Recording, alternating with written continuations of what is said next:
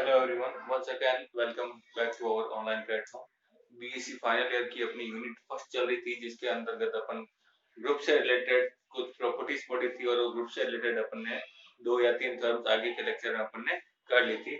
उसी को कंटिन्यू करते हुए अपन एक नेक्स्ट थ्योरम करते हैं, और उस थ्योरम से पहले अपने पास एक प्रॉपर्टी है कि ग्रुप के किसी अवयव की कोटि। देखिए, ग्रुप के किसी अवयव की कोटि मतलब यदि आपके पास कोई भी सेट हो अगर जी, और उसका कोई अवयव हो जी ए किसी सेट जी का अगर कोई अवयव हो, और मैंने मान लिया कि n सबसे छोटा धनात्मक पूर्णांक है, और वो n सबसे छोटा धनात्मक पूर्णांक कुछ इस प्रकार हो कि a की घात n बराबर हो जाए आपका e, a की घात n बराबर हो जाए e, तो इसको अपन लिखेंगे ऑर्डर ऑफ a बराबर लिखेंगे n। तो इस n को इस a की कोटि कहते हैं। तो n को a की कोटि कहते हैं। n को a की कोटि कहते हैं। क्लियर? ये रहेगी इसकी definition. Order of a is equal to n, इसको लिखेंगे a power n is equal to e। इस पर बेस्ड अपनी नेक्स्ट थ्योरम है। ये बोल रहा है यदि किसी ग्रुप के अवयव a की कोटि n हो तो दर्शाइए कि a पावर m बराबर e होगा यदि और केवल यदि m n का गुणज हो। देखिए यहाँ पर एक शब्द आया यदि और केवल यदि, इसको लिखते हैं आई डबल एफ। जब ये शब्द आपके क्वेश्चन में या आपकी थ्योरम में लिखा हुआ हो तो अपना क्वेश्चन दो साइड चलेगा। एक तो चलेंगे अपन नेसेसरी कंडीशन यानी कि आवश्यक प्रतिबंध लेकर, और एक वापस इसका अगला पार्ट अपन करेंगे पर्याप्त प्रतिबंध लेकर। तो आवश्यक प्रतिबंध और पर्याप्त प्रतिबंध भी एक दूसरे के उल्टे होते हैं। जब भी आपका ये शब्द आ जाए यदि और केवल यदि, उसमें दोनों कंडीशन लेनी, एक तो आवश्यक प्रतिबंध और एक पर्याप्त प्रतिबंध। तो पहला ले रहे अपन आवश्यक प्रतिबंध यानी कि नेसेसरी कंडीशन। देखिए क्या बोल रहा है ये कि a power m is equal to e, a power m is equal to e। तो a power m is equal to e है, तो मैं इसको इसकी तरह क्या लिख सकता हूं, order of is equal to m। अब यहाँ पर गिवन क्या है, देखिए गिवन है कि a किसी ग्रुप के अवयव a की कोटि कितनी दे रखी है, n दे रखी है। तो order of a is equal to n, ये अपना क्वेश्चन बोल रहा है, गिवन है। तो यहाँ से a power n is equal to मैं e बोल सकता हूँ। इसको मैं इक्वेशन फर्स्ट कह दूं और इसको मैं इक्वेशन अगर मैं सेकंड कह दूं। अब यहाँ पर n क्या होता है, n क्या होता है, सबसे लीस्ट इंटीजर होता है, पॉजिटिव इंटीजर। तो m ग्रेटर देन n हो जाएगा। तो देखिए बाय इक्वेशन 1 एंड सेकंड में कैसे, तो a power m is equal to e है, a power n is equal to e है। तो ये इसके ये भी e के बराबर, ये भी e के बराबर, मतलब ये और ये बराबर। तो a power m is equal to a power n is equal to e हो जाएगा। देखिए अब यहाँ पर देखिए आपके पास कंडीशन क्या है कि m greater than equal to n है, यानी कि ग्रेटर देन भी हो सकता है और इक्वलिटी भी हो सकती है। तो पहला केस लिया मैंने, यदि greater than equal to m हो, सॉरी यदि ग्रेटर देन n हो, तो ग्रेटर देन m को बड़ा लेना है, किससे, n से। तो मैं दो एलिमेंट q और r पॉजिटिव इंटीजर इस तरह से मान लेता हूं कि m बराबर क्या हो जाए आपका nq प्लस r हो जाए। तो m आपका ऑब्वियसली n से इस केस में बड़ा हो जाएगा, है। तो देखिए, और अपने पास e बराबर a power m is equal to क्या दे रखा है, e। तो e बराबर a पावर m लिख सकते हैं, बराबर a is equal a power m है, तो m की जगह अपन क्या लिख सकते हैं, n क्यू प्लस r लिख सकते हैं। m की जगह अपन ने पुट कर दिया n क्यू प्लस r। तो अब देखिए, अच्छा यहाँ पर ये जो r है ना, ये 0 और n के हमेशा बीच में होना चाहिए। अगर इससे आपने छोटा और इससे ज्यादा अगर बड़ा ले लिया तो यहाँ m आपका वापस n से छोटा बड़ा मिल जाएगा। तो ऐसा काम आपको करना नहीं है, यदि छोटा मिल जाएगा ऐसा काम करना नहीं है। यहाँ जो भी आपका r होगा वह 0 और n के बीच का मान होगा। क्लियर? तो यहाँ से देखिए a power n Q plus r है, तो मैं इसको a power n Q into a power r लिख सकता हूँ, क्योंकि जब आधार समान होंगे तो घातें वापस जुड़ जाएगी।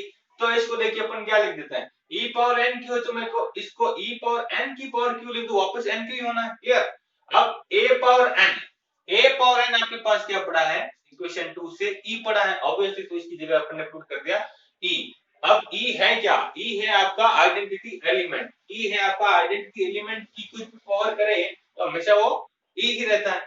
तो ये हो गया e, और आइडेंटिटी एलिमेंट को किसी भी एलिमेंट के साथ ऑपरेट करें तो अगेन वही आपको अवयव वापस मिलता है। इक्वलिटी में e चल रहा है, तो e इज इक्वल टू हो जाएगा a raise to power r, यानी कि उल्टा भी लिख सकते हैं a raise to power is equal to a। अब कैश कैश क्या बोल रहा है, कैश बोल रहा है कि अगर है आपके पास Q तथा R कोई पॉजिटिव इंटीजर है, तो इस केस में R0 भी हो सकता है आपका। तो अगर मैं R0 ले लूं, अगर मैं आपका R0 ले लूं, क्यों? क्योंकि R है क्या, 0 से बड़ा या बराबर और n से छोटा, तो ऑब्वियसली R 0 के इक्वल भी हो सकता है। तो R माइनस 0 के अगर मैं इक्वल ले लूं, तो इस केस में देखिए ये क्या हो जाएगा, NQ प्लस 0, यानी कि M बराबर हो जाएगा आपका NQ। M बराबर NQ, और Q आपका क्या है, कोई भी पॉजिटिव इंटीजर है, तो m बराबर मिल गया NQ। इसका मतलब क्या हो गया, इसका मतलब हो गया कि m और n आपस में क्या है, एक गुणज है, अर्थात m n का गुणज है। ये तो रहेगा इसका आवश्यक प्रतिबंध। इसके बाद में आएगा इसका पर्याप्त प्रतिबंध, तो अपन यहीं पर इसको कर लेते हैं सफिशिएंट कंडीशन। देखिए ये क्या होती है,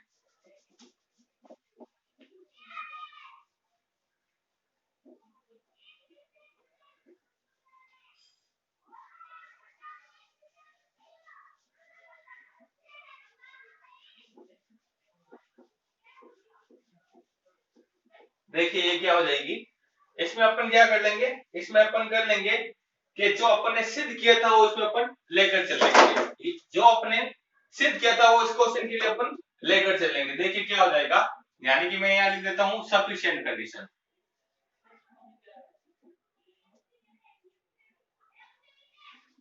सफिशिएंट कंडीशन। देखिए इसको लिख देते हैं पर्याप्त प्रतिबंध, पर्याप्त प्रतिबंध।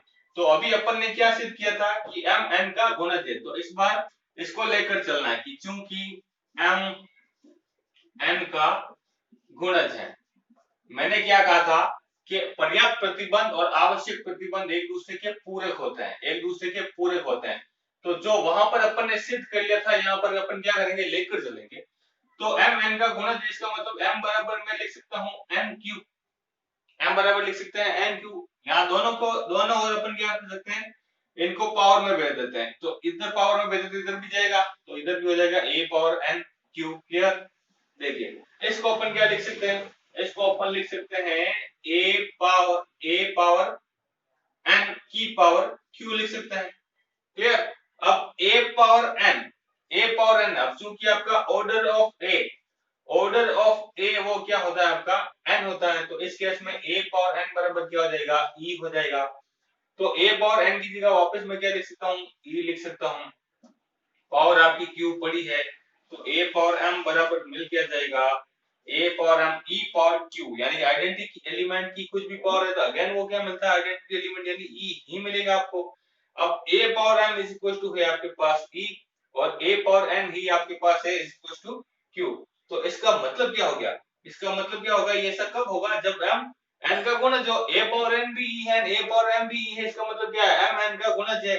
और मैंने क्या कहा था, उस क्वेश्चन के लिए जो अपन लेकर चल रहे थे वो इस क्वेश्चन के लिए सिद्ध करना है, तो ये अपन ने सिद्ध कर दिया कि दर्शाइए कि a power m is equal to e, तो ये अपन ने इसके लिए सिद्ध कर दिया। जो इस थ्योरम में आपको पूछे कि सिद्ध कीजिए या दर्शाइए, वो केस किस में लेना है, वो केस लेना है आपको सफिशिएंट कंडीशन में। क्लियर? वो चीज किस में प्रूव होनी चाहिए, सफिशिएंट कंडीशन में प्रूव होनी चाहिए। अब ऐसा कब होगा, जबकि m n का गुणज हो, जबकि m n का गुणज हो, तो ये बात होगी। m n का गुणज है तो m बराबर अपन nq ले सकते हैं, तो a power m is equal to a power n भी लिख देंगे। तो a पावर n का अपन होल पावर भी लिख सकते हैं, और a पावर n किसके बराबर होता है, e आइडेंटिटी एलिमेंट e के बराबर होता है, और आइडेंटिटी एलिमेंट की कुछ भी पावर करे तो अगेन वो आइडेंटिटी एलिमेंट ही मिलता है।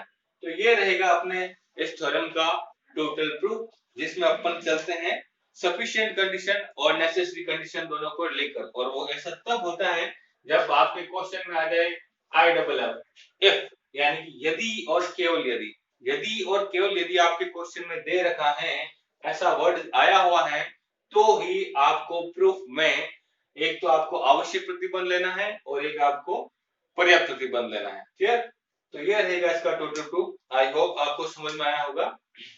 ओके, तो फिर नेक्स्ट थ्योरम के साथ मिलते हैं अगले लेक्चर में। Okay, thank you.